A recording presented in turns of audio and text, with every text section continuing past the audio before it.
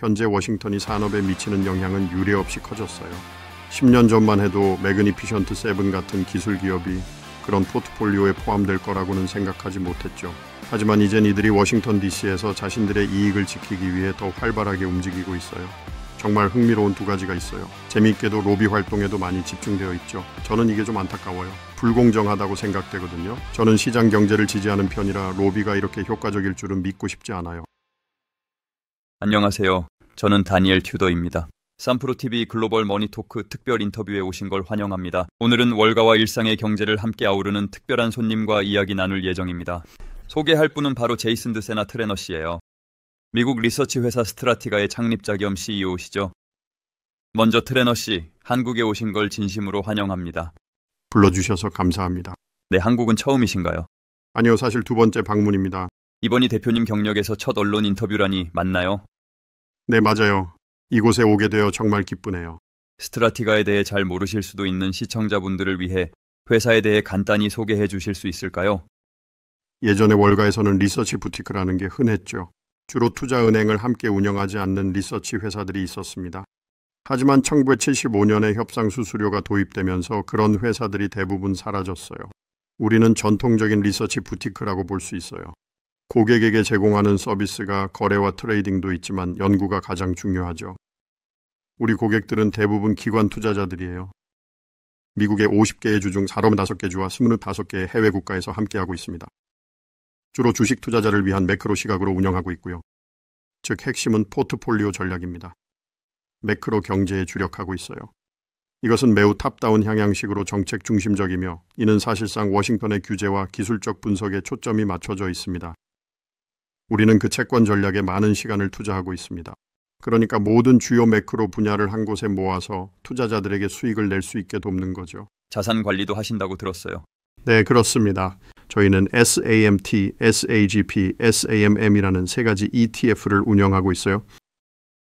이 ETF들은 우리의 연구 내용과 정말로 긴밀히 연결되어 있어서 매일 저희가 기관 고객을 위해 연구하는 테마들과 연관이 깊습니다. 그래서 일반 투자자들도 우리의 연구 방향에 맞춰 투자할 수 있게 하는 거죠. 한국의 개인 투자자들이 대표님의 ETF 중 하나에 대해 궁금해할 것 같은데요. 정말 흥미로운 두 가지가 있어요. 하나는 스트라티가 글로벌 정책 포트폴리오인데 이건 주로 정부 정책에 집중하고 있어요. 재미있게도 로비 활동에도 많이 집중되어 있죠. 저는 이게 좀 안타까워요. 불공정하다고 생각되거든요. 저는 시장 경제를 지지하는 편이라 로비가 이렇게 효과적일 줄은 믿고 싶지 않아요. 저희 워싱턴 팀의 리더는 댄 클리프턴인데요. 그는 월가에서 정말 유명한 정책 분석가랍니다. 미국 내 월가를 위한 최고의 워싱턴 분석가라고 할 수 있죠. 그리고 그는 기업들이 워싱턴 정치인들과 로비하는데 얼마나 많은 돈을 쓰는지를 분석하는 특별한 방법을 갖고 있어요. 현재 워싱턴이 산업에 미치는 영향은 유례없이 커졌어요. 10년 전만 해도 매그니피션트 세븐 같은 기술 기업이 그런 포트폴리오에 포함될 거라고는 생각하지 못했죠. 하지만 이젠 이들이 워싱턴 DC에서 자신들의 이익을 지키기 위해 더 활발하게 움직이고 있어요. 아마 지금은 너무 커져서 자신들을 보호해야 한다고 느끼는 것 같아요. 그렇죠. 새 행정부가 들어서면서 조금 덜할 수도 있지만 아직은 지켜봐야겠죠. 로비 형태가 다양할 수 있죠. 다른 로비 방식도 많아요. 하지만 매그니피션트 세븐이라면 그 말에 동의해요. 회사의 규모와 영향력이 상당하니까요.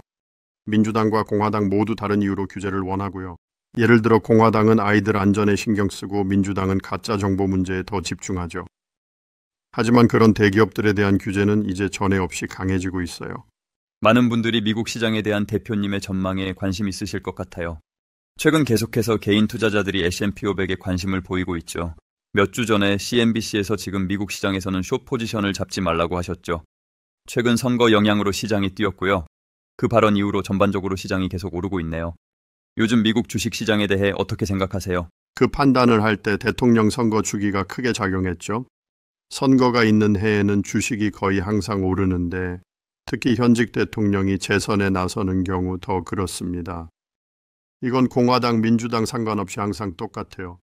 누가 출마하든 간에 재선을 위해 정부가 돈을 많이 쓰거나 경제를 튼튼해 보이게 만들려는 경향이 있죠. 그런 해에는 S&P 500 지수의 평균 수익률이 약 15%에 조금 못 미칩니다. 그것이 우리가 숏 포지션을 취하지 않으려는 이유 중 하나였어요. 또 다른 이유는 연준이 금리를 낮추고 있다는 점입니다. 그리고 누가 대통령이 되더라도 여전히 지출이 수입보다 많을 가능성이 큽니다. 그래서 지금으로서는 재정 절감을 보기는 어려운 상황이에요. 재정적 완화와 통화적 완화가 있는 상황에서는 쇼 포지션을 취하기가 힘들죠. 네, 정부가 얼마나 돈을 쓰고 있는지, 그리고 적자 문제도 궁금했어요. 미국 외부에서 보면 우리나라도 비슷한 상황이에요. 항상 수입보다 지출이 많잖아요. 세금은 이만큼 걷고 쓰는 돈은 이만큼인데 이건 계속될 것 같아요. 뭔가 달라질 수 있을까요? 미국 적자는 계속 커지는 걸까요? 그리고 그게 진짜 중요한 문제일까요? 달러는 여전히 강세인데요. 저는 개인적으로 시간이 지나면서 달러가 아주 중요해질 거라고 생각해요. 특히 일반 사람들에게 더 그렇지 않나 싶습니다. 보통 부자들은 인플레이션에 그다지 신경 쓰지 않아요. 왜냐하면 재산이 많으니까요. 그리고 그들은 금융자산이나 실물자산을 사는 등 다양한 방법으로 인플레이션을 활용하면서 스스로를 보호할 수 있습니다. 하지만 보통 사람들에겐 인플레이션이 정말 큰 부담이죠. 왜냐하면 실질 구매력이 떨어지니까요. 특히 인플레이션이 진행되는 동시에 중앙은행들이 이자율을 많이 조정할 때 상황은 더 나빠지죠. 적절한 저축 이자를 받지 못하면서도 물가는 계속 오르니 말이에요. 하지만 희망이 생겼어요. 트럼프 대통령이 앨런 머스크와의 대화를 통해 실제로 정부 지출을 줄이자는 이야기를 한 몇 안 되는 사람 중 하나인 것 같아요. 그냥 지출 증가를 막는 게 아니라 전반적으로 확 줄이는 거죠. 전체적으로요. 하지만 확실히 줄이는 거죠. 문제는 미국 예산의 약 80%가 거의 줄이기 힘든 것들이라는 점이에요. 이런 건 건들기가 참 힘들죠. 사회보장제도, 메디케어, 메디케이드, 군인 혜택, 부채이자, 국방비 같은 게 건들기 힘든 영역이에요. 이게 전체 예산의 대략 80%를 차지하잖아요. 사실상 우리나라의 은퇴와 의료 계획이라고 볼 수 있죠. 그래서 이런 부분은 줄이기 어렵습니다. 그러니 나머지 20%만 줄여서 적자를 확 줄이기엔 좀 힘든 게 현실이에요.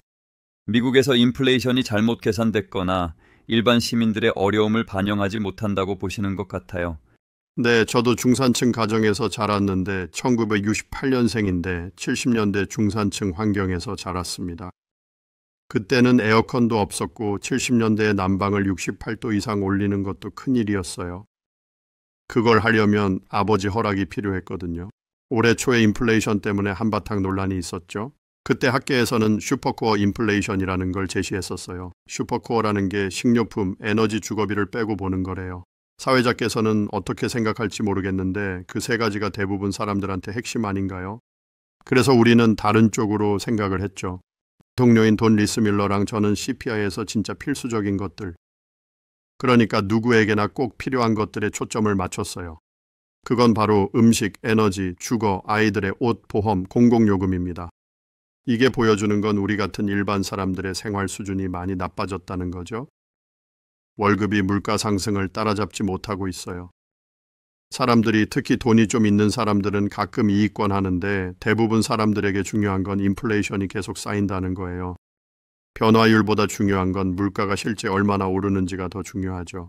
그래서 물가가 20% 오르고 임금이 15%밖에 안 오르면 3년 반 동안 그 차이를 정말 실감하게 되잖아요. 왠지 더 가난해진 느낌이죠. 이번 대선 캠페인에서 이게 진짜 큰 이슈였던 것 같아요. 바이든 대통령을 탓하는 게 맞는지는 한 번 더 생각해 볼 문제겠죠. 그런데 이번 대선에서 확실히 중요한 이슈였던 것 같아요. 재밌는 건 최근 국제 언론에서도 미국 경제가 잘 나가고 있다는 얘기가 많다는 거죠. 제가 일했던 이코노미스트에서도 최근 미국 경제가 예전보다 더 크고 나아졌다고 했는데 대표님은 어떻게 느끼시나요? 좋은 소식이라면 진짜 뛰어난 혁신을 갖고 있다는 점이라고 생각해요. 민족 중심적으로 보이진 않았으면 하는데 실리콘밸리의 혁신 덕분에 미국은 정말 특별한 곳인 것 같아요. 천연자원도 풍부하고 깊고 튼튼한 자본시장도 한 나라에 다 있을까요? 정말 대단하다고 생각해요. 그렇다 해도 실업률이 4%밖에 안 되는데도 GDP의 약 7%에 달하는 예산 적자를 계속 내고 있다는 점을 꼭 짚고 싶어요. 코로나19 시기에 지출이 경제를 평소보다 훨씬 더 강하게 보이게 했다는 측면도 생각해 볼 수 있지 않을까요? 질문하신 그게 중요할까요? 결국 이게 중요한 이슈가 될 것 같아요.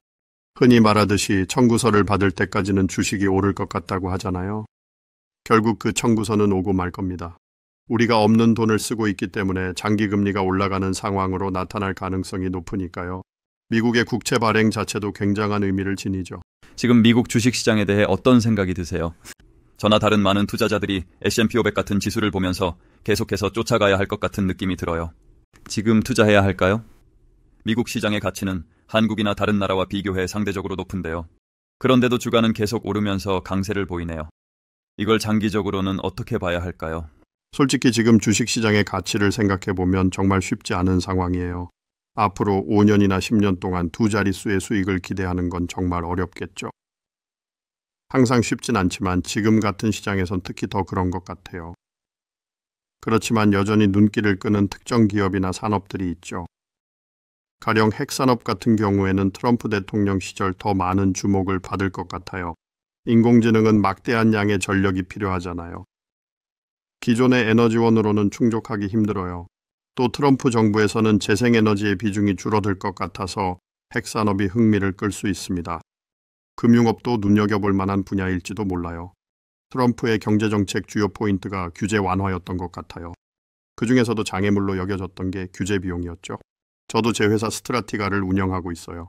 중개업체죠. 직원이 55명밖에 안 되는 작은 회사지만 규제가 많고 비용도 만만치 않아요. 일단 금융업 쪽은 규제 비용이 줄어들어서 이득을 볼 것 같아요.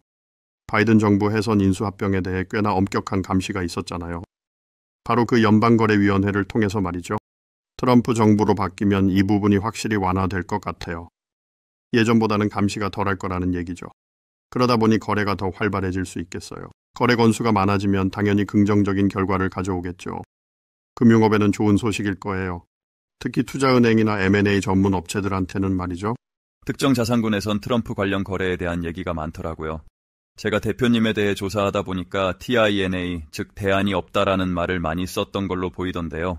그런데 몇 년 전에 이제 그게 시대에 뒤떨어졌고 대안들이 생겼다고 하셨죠. 그 대안들과 트럼프가 무슨 관계가 있을까요? 솔직히 말하자면 사실 제가 물가 상승에 대해 생각할 때 제2차 인플레이션이 올 가능성이 상당히 높다고 생각해요. 개인적으로 주식 말고는 별다른 대안이 없는 것 같아요. 하지만 실물 자산은 아직 저평가된 면이 있다고 생각해요. 그러니까 부동산, 금, 원자재 같은 것들이죠. 정말로 또 인플레이션이 오지 않길 정말로 바라지만 우리의 연구를 보면 이미 인플레이션이 발생했을 때 지난 100년 동안 24개 나라를 살펴본 결과 다시 인플레이션이 올 확률이 약 90%라는 거죠. 노동자들이 뒤처진 걸 따라잡나요? 그게 중요한 부분이죠. 그게 큰 역할을 해요. 그리고 최근 미국에서도 노동조합들이 그걸 보여줬어요. 보인기계공조합이 큰 임금 양보를 얻었거든요. 항만 노조도 마찬가지였어요. 앞서 언급했던 적자도 여기에 포함시켜야 한다고 생각해요. 또 하나 말씀드리자면 탈세계화 속도가 점점 빨라질 것 같아요. 이것이 또 다른 큰 변수로 작용할 것 같습니다. 그게 트럼프 영향도 크지 않나요? 맞아요. 이번 선거도 어느 정도 글로벌화와 탈세계화의 속도에 관한 것 같았어요. 물론 투자자나 유권자들이 꼭 그렇게 표현하진 않을 수도 있지만요. 재미있는 건 미국에서는 공화당과 민주당이 대부분의 사안에서 대립하지만 중국을 신뢰하기 어려운 무역 파트너로 본다는 점에서는 동의하죠. 어떤 경우에는 중국을 적이라고까지 생각하기도 한다니까요. 그게 조금 지나친 것 같긴 하지만요. 어쨌든 중국에 대한 감시는 더 강화될 거고 이건 공화당과 민주당 모두 지지합니다. 그런데 문제는 그렇게 하면 비용이 더 든다는 점이에요. 중국이 워낙 저렴하게 생산하는 국가라 우리가 낮은 인플레이션을 누릴 수 있었거든요. 소비자들이 오랜 시간 동안 낮은 인플레이션을 누렸잖아요. 하지만 그 때문에 제조업 일자리 등에서는 손해가 발생했죠. 그래서 트럼프가 아마도 어쩌면 정말로 그 손익의 균형을 맞출 역할을 할지도 몰라요. 어떻게 전개될지는 좀 더 지켜봐야겠지만요. 만약에 투자한다면 미국의 제조업을 주목하실지 아니면 다른 방향으로 봐야 할까요? 우리가 특히 매력을 느끼는 분야는 미국 인프라 주식이에요. 아직 기회가 많고 산업 관련 주식도 그렇고 항공, 우주와 방산 기업들도 있죠. 솔직히 말해서 방산은 전 세계적으로 성장하고 있는 산업 같아요. 한국도 많이 성장하고 있죠. 정말 열심히 하고 있고 그만큼 뛰어난 부분도 많죠. 유럽에서도 비슷한 움직임을 볼 수 있어요. 제 생각에 그런 것들은 정말 주목할 만한 가치가 있는 것 같아요. 미국에서 탈세계화와 관련해 특히 주목할 점은 기술 개발에 훨씬 더 힘을 쏟을 거라는 겁니다. 그리고 에너지를 개발해서 수출할 수 있는 준비를 하게 될 거예요. 현재 미국에서는 액화 천연가스 수출이 금지되어 있죠. 하지만 트럼프 행정부에서는 그 금지가 풀릴 겁니다. 그래서 우리가 자원을 더 활용하는 것은 물론 수출 준비에도 집중하게 될 것입니다. 관세가 붙지 않는다면 말이죠. 네, 그게 중요한 부분이죠. 아시다시피 트럼프 경제팀 중 몇몇 사람들을 꽤 잘 알고 있어요. 흥미로운 건 그들 중 누구도 관세를 강하게 지지하지 않다는 거예요. 앞으로 어떻게 될 것 같으세요? 흥미롭게 흘러갈 것 같아요. 이걸 좋게 표현한 걸로 볼 수 있죠. 하지만 실제로 제가 잘 아는 사람들에 대해 얘기하는 만큼 있는 그대로 말씀드리는 거예요. 트럼프 대통령이 중요한 건 그가 이념적인 사람은 아니라는 거예요. 그는 학자가 아닌 뉴욕에서 상업용 부동산으로 커온 사람이라 항상 협상하는 게 익숙해요. 그의 관점에서 관세는 협상의 수단이에요. 미국은 세계 최대의 소비 지출국이니까 굳이 그걸 공짜로 줄 필요는 없다고 보는 거죠. 대통령하고 아주 가까운 사람들이 있었죠.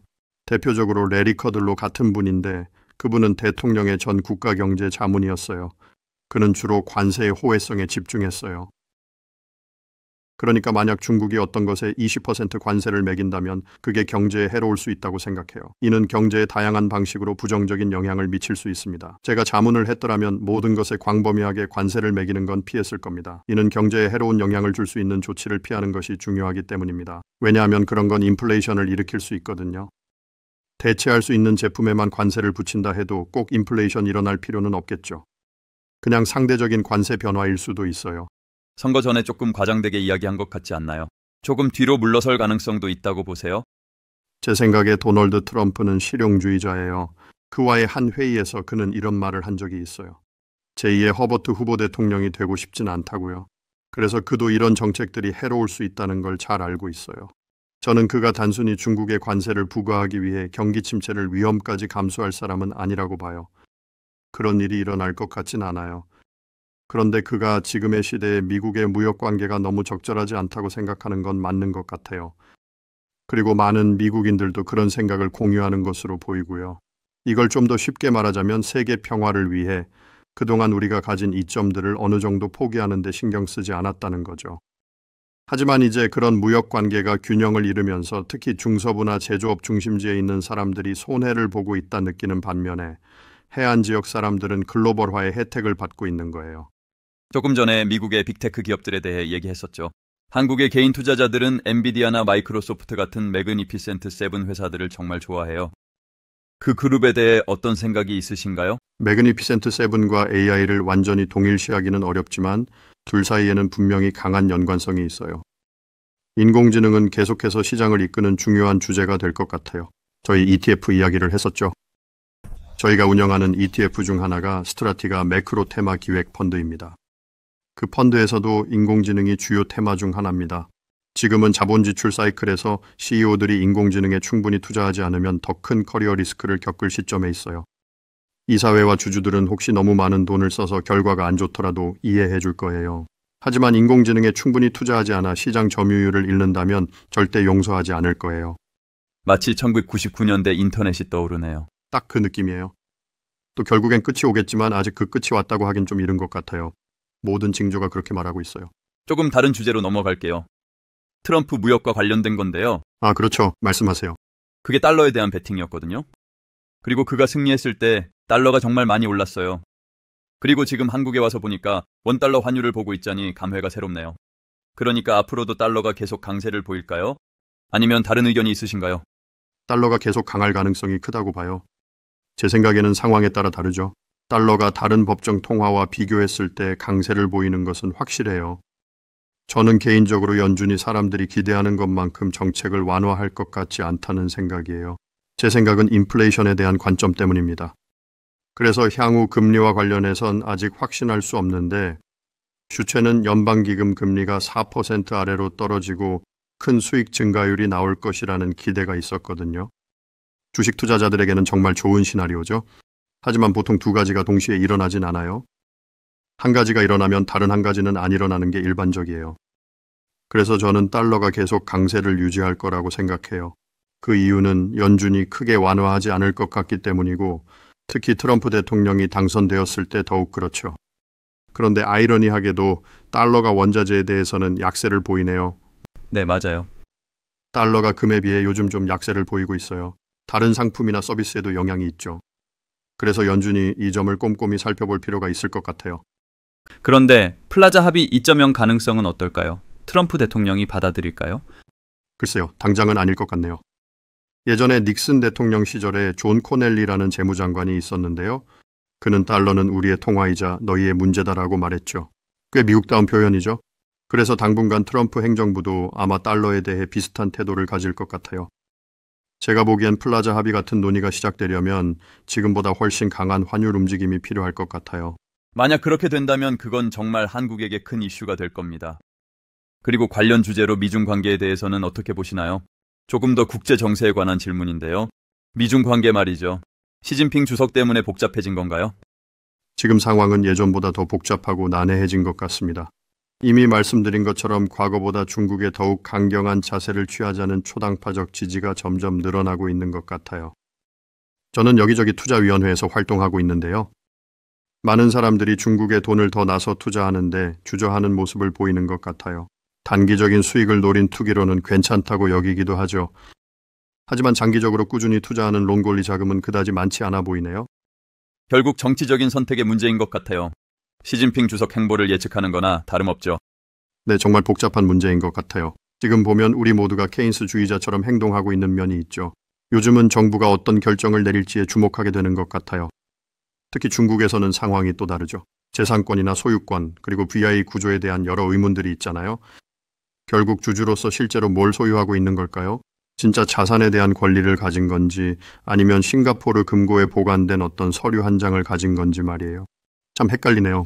그럼 신흥시장에 대해서는 어떻게 생각하세요? 네, 인플레이션에 대한 제 생각 때문에 신흥시장에 더 관심을 두고 있는 편이에요. 저는 순수입 국가들보다는 원자재를 많이 수출하는 순수출 국가들인 신흥시장에 더 집중하고 있죠. 예전에는 러시아와 브라질이 대표적인 사례였죠. 하지만 지금 러시아는 제외하고 브라질이 주요 시장으로 거론될 수 있어요. 그리고 수입국에 관해서는 좀 더 신중해야 한다고 생각하는데요. 특히 중국 같은 나라 말이죠. 그리고 조금 덜하다면 아마도 인도가 되겠네요. 한국의 개인 투자자들도 인도에 상당히 관심이 많다는 걸 알고 있습니다. 그럼 인도네시아는요? 인도네시아에 대해서는 많은 게 없어요. 그렇지만 인도는 꽤 눈여겨볼 만한 시장이 될 수 있을 것 같아요. 여러 미국 제조업체들이 공급망을 확장하려 할 것 같으니까요. 이 과정에서 공급망이 길어질 수도 있고 비용이 더 들 수도 있지만 중국 의존도를 줄이고 다양화하려는 움직임이니까요. 중국 리스크를 줄이려는 거죠. 근데 이 부분은 답변이 꺼려질 수도 있겠네요. 몇 주 전에 뉴욕 포스트에 흥미로운 기사가 나왔던데요. 무슨 질문이 나올지 이미 아시죠? 트럼프가 당선되면 대표님이 국가경제위원회 위원장 같은 큰 직책에 오를 가능성이 있다는 내용이었어요. 좀 더 자세히 말씀해 주실래요? 선거 이후 첫 인터뷰라서 기대되네요. 근데 사실 만약 제안이 온다면 정말 큰 자리니까요. 대통령님께서 부르시면 당연히 해야겠죠. 하지만 그 자리를 두고 경쟁이 아주 치열할 겁니다. 정말 뛰어난 분들이 많으니까요. 그래서 지금은 그냥 이대로도 충분히 만족합니다. 지금 하고 있는 일과 스트라티가 운영만으로도 바쁜데요. 그런 상황이 오면 그때 가서 잘 생각해 봐야겠죠. 만약에 부탁을 받는다면 영광스럽게 받아들일 거예요. 마지막으로 딱 한 가지 더 여쭈어봐도 될까요? 가회사를 시작하기 전 월스트리트에서 오래 일하셨던 걸로 아는데 맞죠? 그리고 그 경험들을 회고록에 담으셨다라고 들었어요. 그 이야기를 좀 해주시겠어요? 네, 제 자랑이기는 하지만 저는 책도 좋아하고 글쓰기도 즐기는 편이에요. 게다가 여행을 많이 다니다 보니 그 과정에서 다양한 이야기들을 모으게 됐죠. 저는 월스트리트가 정말 고귀한 직업이라고 생각해요. 아니면 정말 그렇게 될 수 있다고 믿어요. 제가 책을 쓴 건 2015년이었어요. 당시 금융위기의 여파가 아직 남아있었죠. 많은 이들이 월스트리트를 더 울프 오브 월스트리트 영화처럼 보는 경향이 있었던 것 같아요. 뉴욕에서 살면서 월스트리트에서 30년 넘게 일한 제 입장에선 그런 시각이 좀 불편했어요.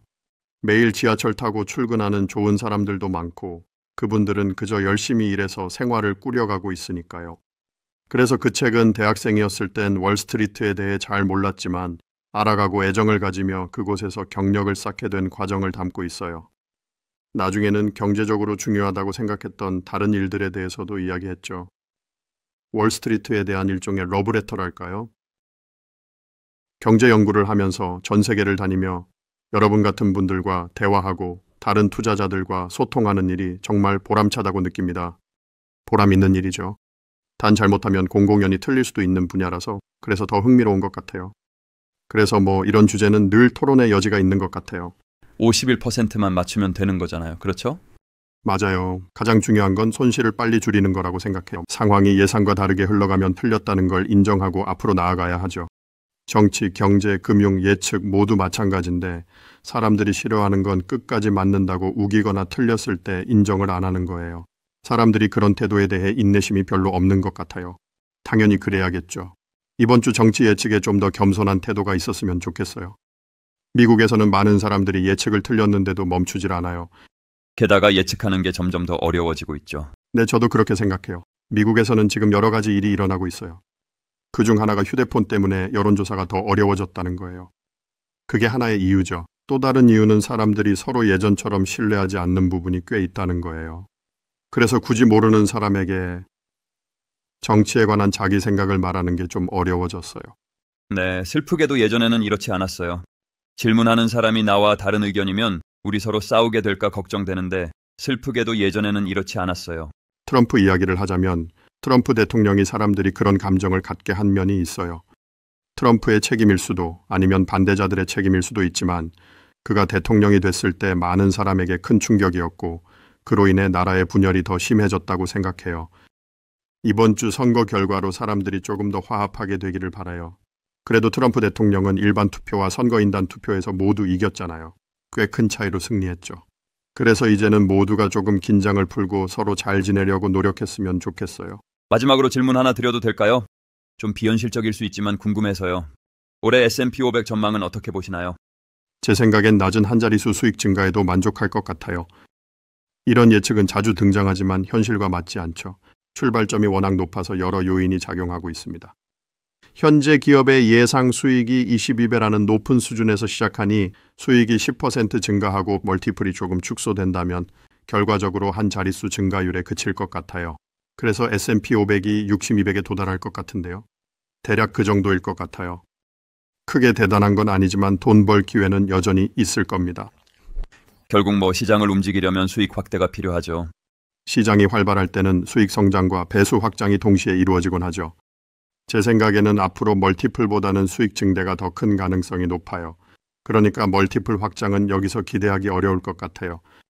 미국의 생산성은 어떻게 보시나요? 지금 상황은 썩 좋지는 않다고 봐요. 기대하는 만큼은 아니죠. 제 나라랑 비교하면 대단하긴 해요. 미국에서는 인공지능 덕분에 가능성이 크다고 생각해요. 물론 이게 다 미래의 이야기에 가깝고 이런 기술이 생산성을 얼마나 높일지는 아직 모르죠. 그래서 저는 생산성이 앞으로 더 나아지길 기대하고 있어요. 양적 완화의 문제라고 본다면 많은 기업이 본업보다는 금융기술에 더 신경 쓰고 있다는 점이라고 생각해요. 자본 투자보다는 말이죠. 인공지능은 좀 다르다고 할 수 있어요.